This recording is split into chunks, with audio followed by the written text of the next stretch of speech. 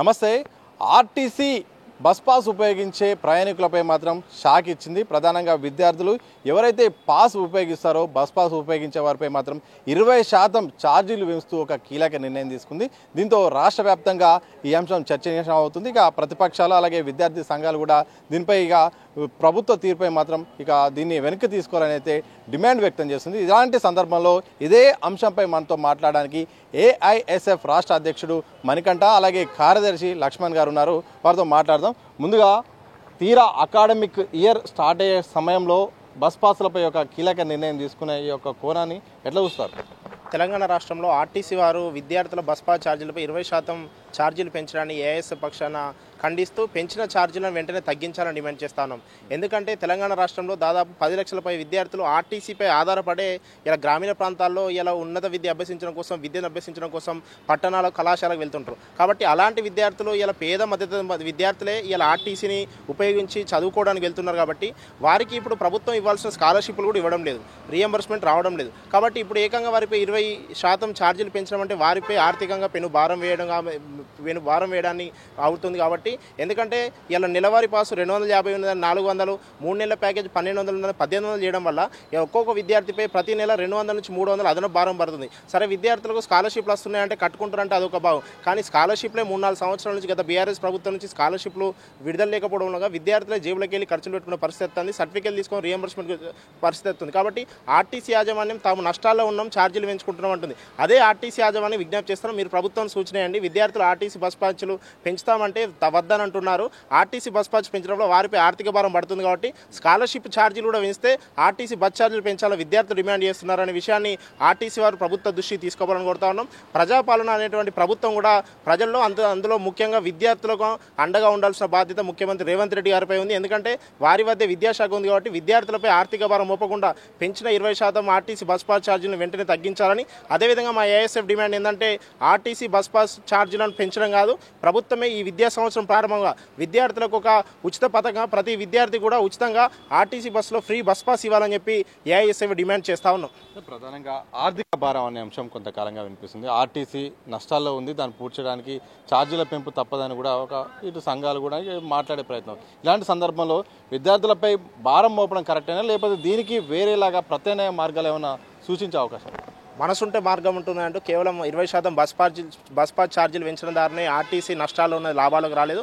ఆర్టీసీపై ఇతర యాడ్స్ సంబంధించినటువంటి సంస్థలు యాడ్స్ వేస్తూ ఉన్నాయి. అలాంటి దాంట్లో ఛార్జ్ వెంటారు. ఎందుకంటే కార్పొరేట్ సంస్థలు వారిపై పన్ను విధించండి, లేకపోతే ఛార్జీలు డబుల్ చేయండి. కానీ పేద విద్యార్థులు తాము చదవడం కోసం ఆసరగా ఉపయోగించేటువంటి బస్సులలో ఇలా బస్ పాస్ ఛార్జీలు పెంచడం అంటే విద్యార్థులు విద్యను దూరం చేసే కుట్రగా మేము భావిస్తూ ఉన్నాం. వెంటనే మీరు నష్టాల్లో ఉన్నదని లాభాల్లో తీసుకురావాలంటే విద్యార్థులపై ఛార్జీలు కాదు, మీరు ఇంకా అనేక రకమైన మార్గాలు ఉన్నాయి. ఆ మార్గాలను అన్వేషించండి, ఆ మార్గాలను కనుక్కోండి. దాని ద్వారా మీరు ఆర్టీసీ లాభాల బాటకు ముందుకు వెళ్లేందుకు ప్రభుత్వం కానీ ఆర్టీసీ యాజమాన్యం ఆలోచన చేయాలని మేము కోరుతా ఉన్నాం. లక్ష్మణ్ గారు, మీరు విద్యార్థులతో పాటు అన్ని రకాల బస్ పాస్ ఛార్జీలు పెంచుతూ కూడా ఆర్టీసీ నిర్ణయం తీసుకుంది. అంటే ఎవరైతే బస్సు ఉపయోగిస్తారో వాళ్ళందరిపైన కూడా ఈ యొక్క భారం అయితే హైదరాబాద్లో సగానికి పైగా ఎక్కువ ఇక్కడే ఉన్నారు, వీళ్ళపై కూడా భారం పడబోతుంది. ఇలాంటి సందర్భంలో ఈ యొక్క నిర్ణయంపై మీ యొక్క ఒపీనియన్? ఇప్పుడు తెలంగాణ రాష్ట్ర ప్రభుత్వం జీవో నెంబర్ 24 టీజీఎస్ఆర్టీసీకి ఇవ్వడం జరిగింది. అంటే పెరుగుతున్న ధరలకు అనుగుణంగా విద్యార్థులపైన ఛార్జీలు పెంచుకోవచ్చు అని చెప్పేసి ఒక జీవో ఇచ్చింది. ఈ జీవోని మేము తీవ్రంగా వ్యతిరేకిస్తూ ఉన్నాం. ప్రధానంగా వాస్తవానికి విద్యార్థులకు గత 3 సంవత్సరాల నుంచి మేము ఆర్టీసీ ఛార్జీలు పెంచడం లేదు, ఈ సంవత్సరం పెంచుతామని చెప్పేసి మీరు చెప్పడం జరుగుతుంది. వాస్తవమే, మీరు పెంచండి, మీకు కాదంటారు. కానీ అదే విద్యార్థులకు సంబంధించిన అవసరాలకు తగ్గట్టుగా స్కాలర్షిప్స్ రీఎంబర్స్మెంట్ నిధులు పెంచాలి, దాంతోపాటు విద్యార్థులకు అవసరమైనటువంటి నిధులు పెంచాలి. ఇవన్నీ పెంచకుండా కేవలం మీరు మాకు పరిస్థితులను బట్టి ఆర్టీసీ యొక్క పరిస్థితిని బట్టి ఆర్టీసీ నష్టాలు ఉందని చెప్పేసి విద్యాలయ పైన భారం మోపుతుంటే ఇది సరైన పద్ధతి కాదని చెప్పి భావిస్తున్నాం. కాబట్టి తెలంగాణ రాష్ట్ర ప్రభుత్వం ఈ విషయంలో పునరాలోచన చేసి విద్యార్థులకు ఫ్రీ బస్సు ఉచిత పథకాన్ని అమలు చేయాలని చెప్పేసి మేము డిమాండ్ చేస్తా ఉన్నాం. ఎందుకంటే మీరు మహిళలకు ఉచితంగా బస్ సౌకర్యం కల్పిస్తున్నారు, దాంతోపాటు విద్యార్థుల ఉచితంగా బస్ సౌకర్యం కల్పించాల్సిన బాధ్యత రాష్ట్ర ప్రభుత్వం పైన ఉంది. నిజంగా ఒకవేళ ఆర్టీసీని మీరు లాభాల్లో తీసుకుపోవాలంటే ఆర్టీసీ సంబంధించినటువంటి ఆస్తుల విషయాల్లో, ఆర్టీసీ సంబంధించినటువంటి హ్యాడ్స్ విషయంలో, ఇతరత్ర విషయాల్లో మీరు దానికి సంబంధించినటువంటి మీ లాభాలు పెంచుకునే విధంగా మీరు కార్యాచరణ రూపొందించుకోవాలి తప్ప కేవలం విద్యార్థులపైన భారం మోపుతా అంటే విద్యార్థులు కూడా దానికి అనేక ఇబ్బందులు ఎదుర్కొనే పరిస్థితి ఉంది. కాబట్టి ఏదైతే తక్షణమే రాష్ట్ర ప్రభుత్వం ఏదైతే జీవో నెంబర్ 24 ఇచ్చిందో దాన్ని వెంటనే తీసుకొని విద్యార్థులకు న్యాయం చేసే విధంగా రాష్ట్ర ప్రభుత్వం అలాగే రాష్ట్ర ముఖ్యమంత్రి రేవంత్ రెడ్డి చర్యలు తీసుకోవాలి. ఎందుకంటే ఈరోజు రాష్ట్ర ముఖ్యమంత్రి రేవంత్ రెడ్డి గారే విద్యాశాఖ మంత్రిగా కొనసాగుతారు కాబట్టి మీ వ్యాయంలో కూడా విద్యాలయపైన పెరుబారు మోపితే చాలా ఇబ్బందికర పరిస్థితులు వస్తాయి. ఇప్పటికే చాలామంది గ్రామీణ ప్రాంతాల్లో ఉన్న విద్యార్థులు చదువుకోవడానికి పట్టణాలకు వస్తూ ఉంటారు. దాంతోపాటు ఈరోజు టోల్ ఛార్జీలు పెంచే అవకాశం ఉందని చెప్పి స్పష్టంగా చెప్తా ఉన్నారు. అంటే national highways authority of India అంటే ప్రతి సంవత్సరము టోల్ ప్లాజా సవరిస్తుంది.